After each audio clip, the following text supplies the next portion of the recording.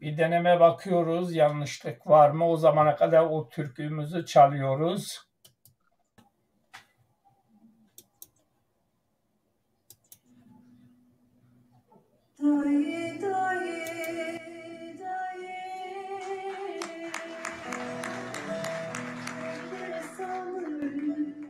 Dayı dayı dayı dayı dayı belki sanır vay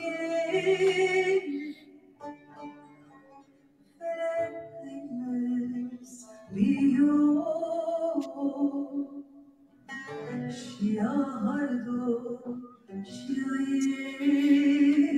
Yine resim çıkmamış ya. Ya. felekimiz diyor Evet, ya bıktırdı beni ya. şiardo Arkadaş.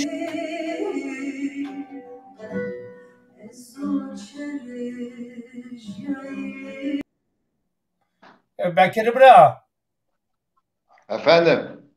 senin resim gene çıkmamış, zayıftır demek ki. İlk etapta görünmüyor.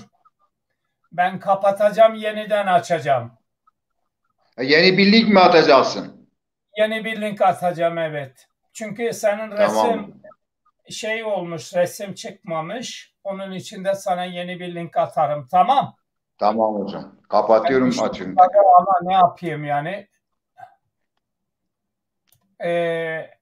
Fahri abi de gelmeli o zamana kadar.